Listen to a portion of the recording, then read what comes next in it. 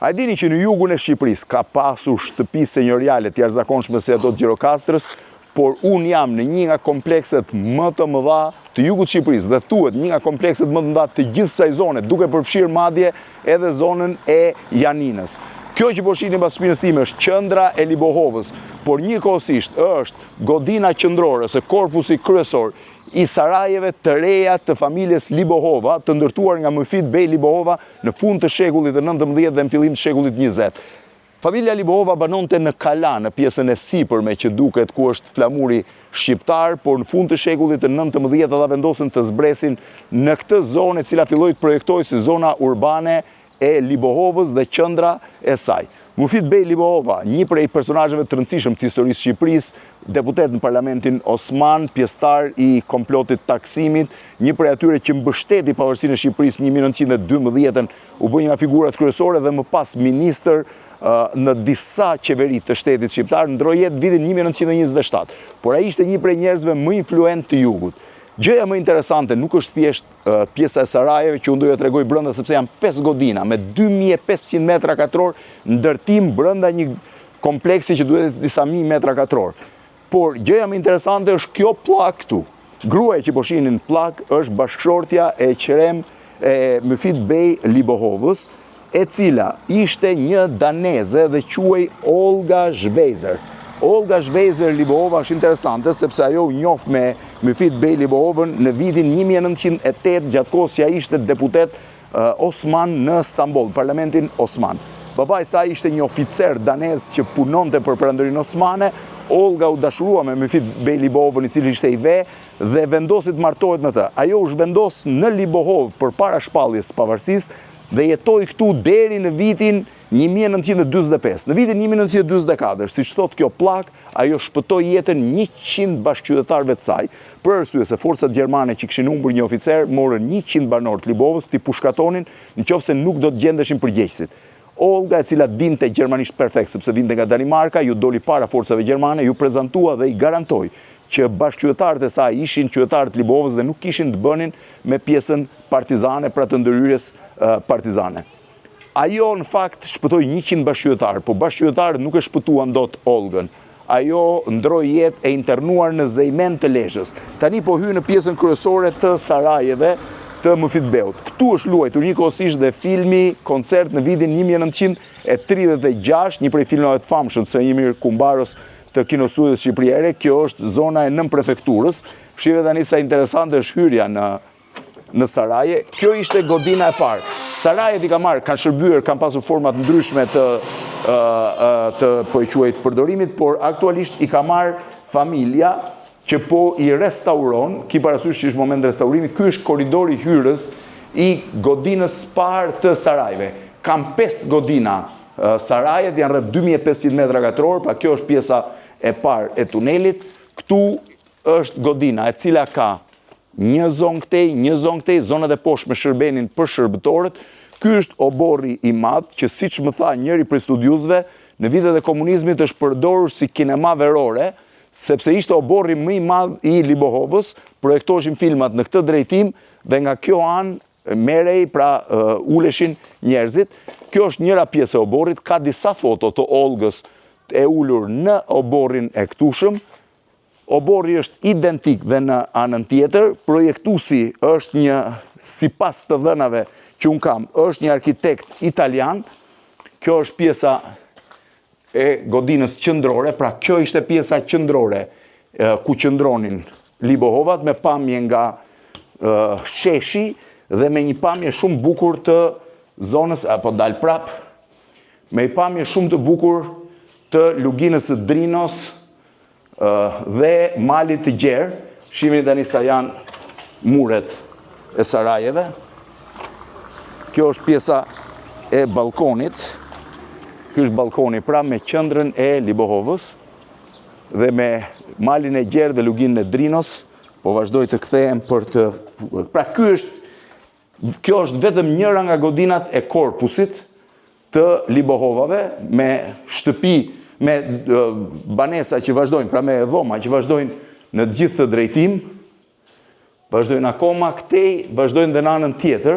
është vetëm një nga korpusi, dhe janë 5 godina tilla të familjes Libohova, është godina e dytë, është një nga pjesa e dytë pra e godinës, është një nga, kjo është pjesa e restauruar,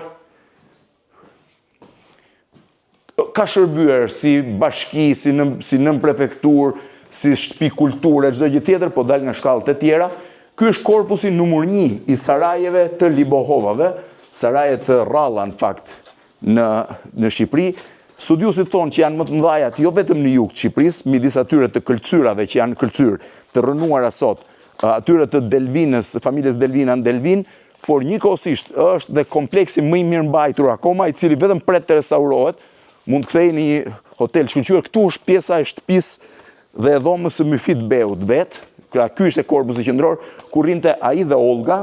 Në ata anë duhet këtë qenë Selam Llëku, ku rrinin burrat kryesisht. Këto janë dhomat e katit parë. Dhoma e Myfit Beut, ku familja ka rivendosur, një fotografi është këtu. Keni parasysh që Libohovat ishin trashëgimtar të Alipash Tepelenës nga motra e tij, nga Shanishaja. Kjo është dhoma e Myfit Beut, dhoma e rregulluar. Është edhe fotografia e Myfit Bej Libohovës, e vendosur në Bioxhak. Restaurimet janë bërë të fundit në fakt. Në këtë drejtim po dal prapë në balkonin e dytë të sarajeve për ta parë godinën e parë dhe pjesën e oborrit. Pra kjo ishte godina e parë. Kjo ku jam unë është godina e dytë, ky ishte oborri i parë i sarajeve, ndërkohë ka një obor të dytë shumë interesant, shiheni malin e gjerë çfarë pamje ka.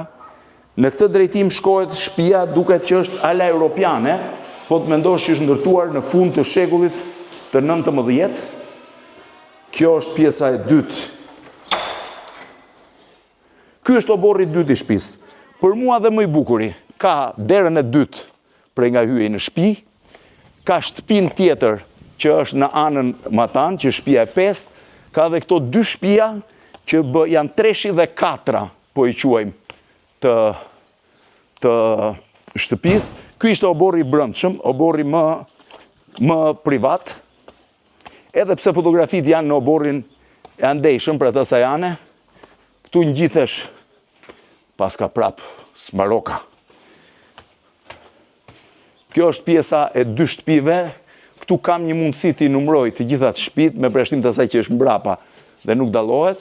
Pra me Rasa Guri është selia e parë, pastaj është selia e dytë, pastaj është kjo ku jam unë, është selia përballë, pra e 4-ta, dhe mbas kësaj është selia e 5 dhe mbas asaj tjetrës është një shtëpi ndihmëse, ja ku është dhe muri rrethues, i cili shumë i lartë, po ta shihni, duhet jetë disa mijë metra katror obor dhe 2500 metra ndërtim.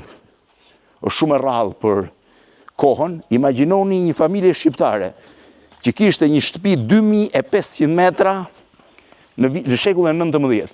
Edhe familjet, po e quaj të një lloj standardi greke, absolutisht asnjë familje greke nuk mund të kishte në atë kohë, flas në fund shekullit 19, një shtëpi të tillë. Por gjëja më interesante e shtëpisë është këtu.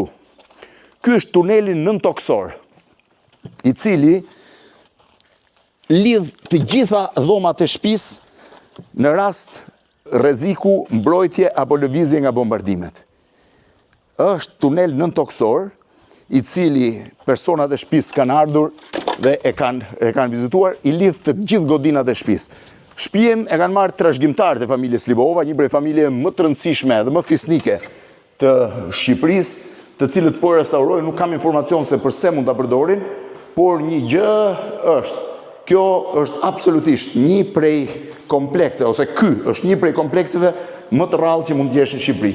Imagjinoni një shtëpi 2500 metra katror të ndërtuara në fund të shekullit 19, në vitet 1800, dhe po vazhdoj akoma për të dalë në zonën e